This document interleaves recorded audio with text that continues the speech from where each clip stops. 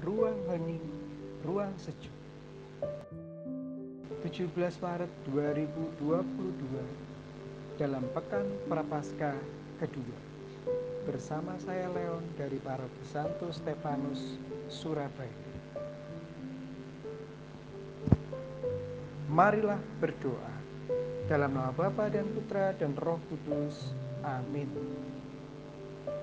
Allah Bapa yang baik, kami bersyukur dan berterima kasih atas segala berkat dan anugerah yang boleh kami terima dan rasakan sampai pada hari ini. Pada pagi hari ini kami mohon berkat-Mu supaya kami boleh memahami sabda-Mu dan melakukannya dalam kehidupan kami. Ini semua kami mohon demi Kristus, Tuhan dan pengantara kami. Amin. Semoga Tuhan bersamamu dan bersamamu juga. Inilah Injil suci menurut Lukas. Dimuliakanlah Tuhan. Lukas bab 16 ayat 19 sampai dengan 31. Sekali peristiwa Yesus berkata kepada murid-muridnya, ada seorang kaya yang selalu berpakaian jubah ungu dan kain halus, dan setiap hari ia bersukaria dalam kemewahan. Dan ada seorang pengemis bernama Lazarus. Badannya penuh dengan borok, ia berbaring dekat pintu rumah orang kaya itu dan ingin menghilangkan laparnya dengan apa yang jatuh dari meja orang kaya itu. Malahan, anjing-anjing datang dan menjilati boroknya. Kemudian matilah orang miskin itu, lalu dibawa oleh malaikat-malaikat ke pangkuan Abraham. Orang kaya itu juga mati lalu dikubur.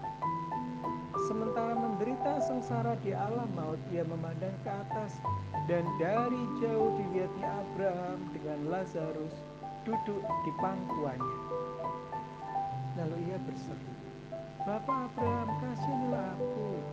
Suruhlah Lazarus mencelupkan ujung jarinya di dalam air dan menyejukkan lidahku, sebab aku sangat kesakitan dalam nyala api ini."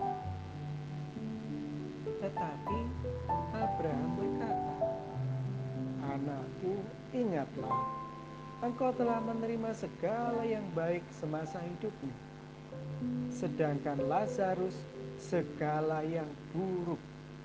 Sekarang ia mendapat hiburan dan engkau sangat menderita.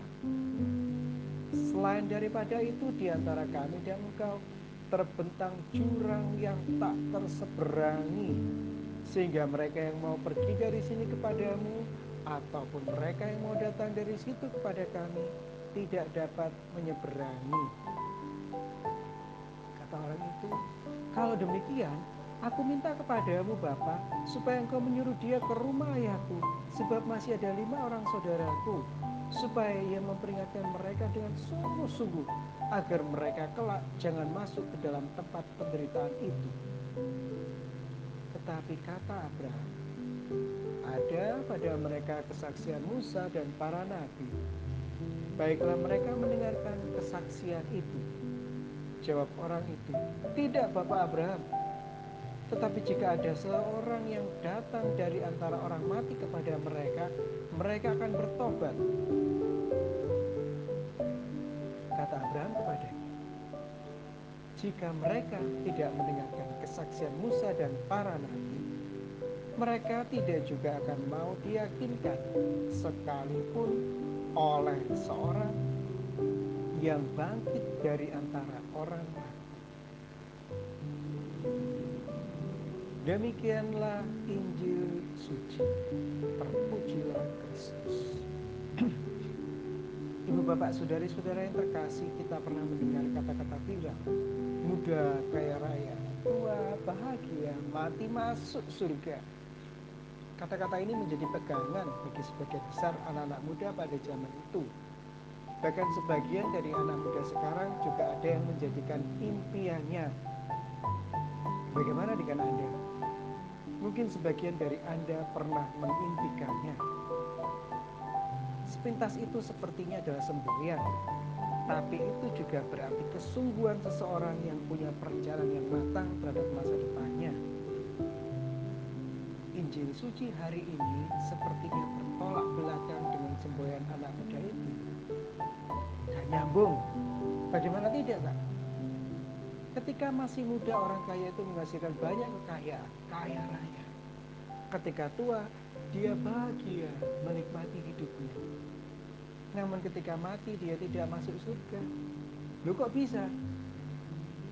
Dalam permenungan saya menemukan bahwa apa yang dikatakan oleh Injil suci sepertinya masuk akal. Namun ada yang hilang dalam logika manusia yang bernama lewat ini. Apa yang hilang? Ketika saya sedang merenung, saya teringat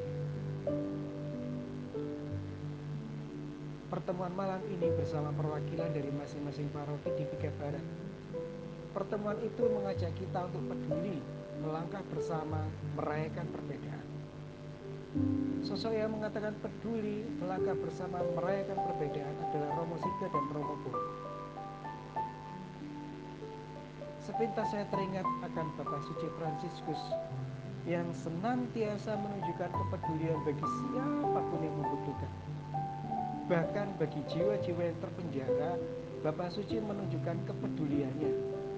Beliau rela mencuci kaki mereka yang berada di penjara.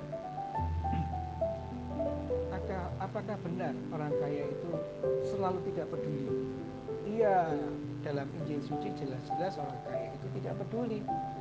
Namun apakah semua orang kaya tidak peduli pada orang lain? Tidak juga. Karena banyak orang miskin yang juga menunjukkan ketidakpedulian pada orang lain. Santa Faustina mengajarkan kepada kita bagaimana caranya supaya bisa peduli kepada orang lain. Wah, mas, sudah aneh-aneh. Gak mungkin saya bisa peduli pada orang lain. Kawan bayi. Jika saya menunjukkan kepedulian pada orang lain, maka saya akan dianggap aneh. Pertanyaannya sederhana. Mau masuk surga apa enggak? Pasti mau. Ya, ini salah satu caranya. Salah satu aja loh ya. Masih banyak yang lain. Mari belajar. Ada dua cara yang bisa kita lakukan supaya bisa peduli pada orang lain. Satu, berbuatlah satu kebaikan kepada orang lain. Menyapa orang, tersenyum kepada orang lain, mengajak ngobrol orang yang kebetulan ada di sebelah kita. Wah, angel mas. Maka ada cara yang kedua. Cara kedua adalah berdoalah untuk semua orang yang memerlukan bantuan rohani dan jasmani kepada Tuhan.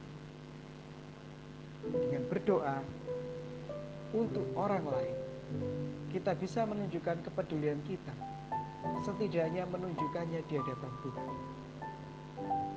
Mari belajar peduli sebagai salah satu cara untuk bisa masuk surga. Marilah berdoa untuk kesehatan orang-orang yang pada hari-hari ini sedang menderita berbagai macam penyakit. Marilah berdoa pula bagi beberapa orang yang saat ini merasa dirinya terhimpit sendirian, kesepian. Mari umat Stefanus kita berdoa semoga gedung gereja paroki Santo Stefanus yang baru itu bisa memberikan kelegaan bagi siapa saja yang berdoa di sana dan memberikan kedamaian bagi siapa saja yang berdoa di sana. Allah Bapa yang bertata dalam kerajaan surga, puji syukur kami aturkan kehadirat-Mu atas semua berkat dan sabda-Mu hari ini. Semoga semua orang yang sakit boleh sembuh pada waktunya. Orang-orang yang terhimpit bisa segera mendapatkan kelegaan. Dan semoga gedung gereja paroki kami bisa menjadi sarana berkat dan kedamaian bagi siapa saja yang berdoa di sana. Semoga kami selalu berdoa dan mengucap syukur karena kami yakin bahwa Bapa akan memberikan hanya yang terbaik bagi kami masing-masing. Demi Kristus, Tuhan dan pengantara kami. Amin. Dalam nama Bapa dan Putra dan Roh Kudus. Amin.